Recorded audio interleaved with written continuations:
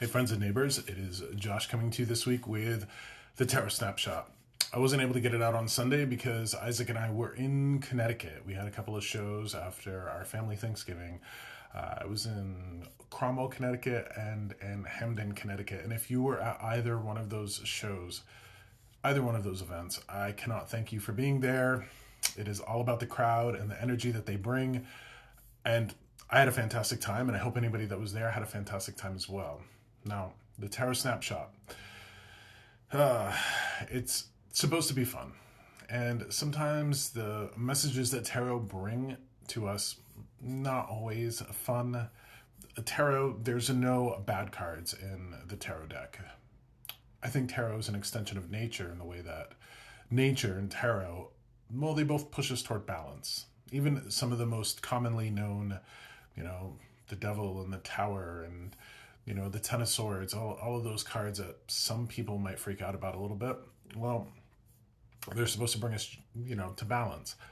I try to make as much joy out of the awful in this world as I can, and that is the process of alchemy.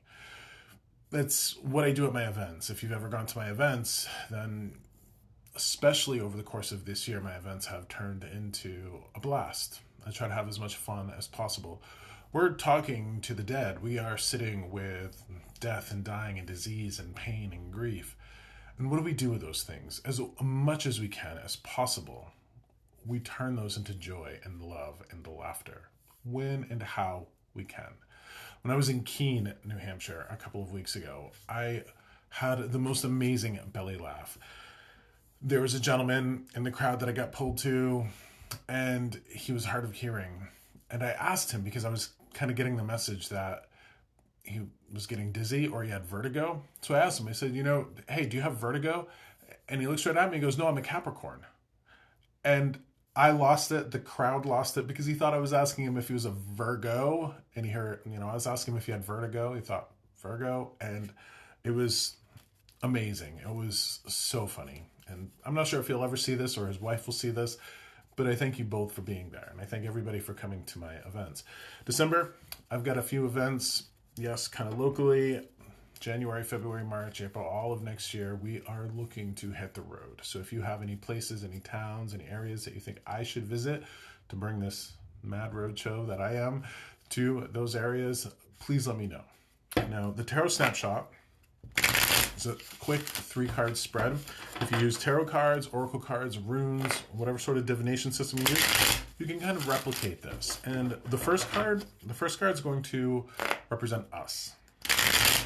On this moment today, I think it's Wednesday, November 29th, yes. We're almost out of the month, so let's lean into who we are in this moment. The next card, the second card, will be what vexes and perplexes. The third card will be what heals and reveals. I kind of like to think of it as the thorn and the rose. So here we go. All right. So this card right here represents who we are in this moment. I mentioned the Tower. Look at the Tower. And the Tower got brought up here. Now, the Tower, as I said, is one of those cards that people don't like to see come up in tarot because it's destruction. And I have a different relationship with the Tower. I love seeing this card. Destruction can be tumultuous. It can be painful. Yes, absolutely. But this card, to me, it's based off of the myth of the Tower of Babel, or Babel, however you want to pronounce it, in the Bible, when there was only one language and one people, and they were trying to build a tower to God, to heaven, and it was destroyed, and then everybody got scattered across the earth, and that's where all the languages and all the different cultures and ethnicities came from. That tower should not have been built in the first place. So the tower represents the destruction of that which should not have been built in the first place. I like to think of it in this way.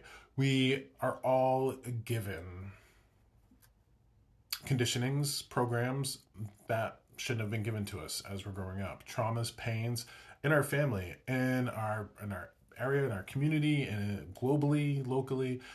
For instance, I'm convinced that pretty much every man and woman who dislikes their body, their face, their weight, well, they dislike it because they were born with a culture that said, maybe she's born with it, maybe it's Maybelline. We're in a capitalistic culture that capitalizes on our self-hatred. I was born into a world, I was 3 or 4 when I figured out I was gay. I was also born into a world that taught me that that was bad and that was wrong. I had to hide it, or I was in danger if I shared it. That is something that has been destroyed within me, and that shouldn't have been built in the first place. When I came out of the closet when I was 29, that was my own tower moment where those constructs should not have been built in the first place. So here we are today as the tower. The card that vexes and perplexes us is this card, the Six of Cups. I love the imagery of this card because it shows two very childlike people, boys, girls, what have you, and they're just playing and they're fascinated by nature, fascinated by those flowers. There is a, excuse me, a sense of nostalgia with this card. So I think what vexes and perplexes us is the ability to be playful with this world. We all have responsibilities. I'm thinking back to the Hamden event that I just had. And one of the last people that I got pulled to, I was like, wow, you know, you're a bright shining light to whomever you cross paths with. You are somebody who is vitamin joy. I'm all about the vitamin joy and getting it to heal our heart and heal our spirit. But this person, she was vitamin joy walking. But the message that her ancestors had for her was she was just taking herself way too seriously. As much as she wanted to be bright and playful with everybody else, she wasn't giving that to herself. I think that's what this card represents in the way that we all have difficulty finding joy. Yes, we all have difficulty finding that childlike nature. I make it a point to be playful. You know, I've got a video game system. I love Nintendo.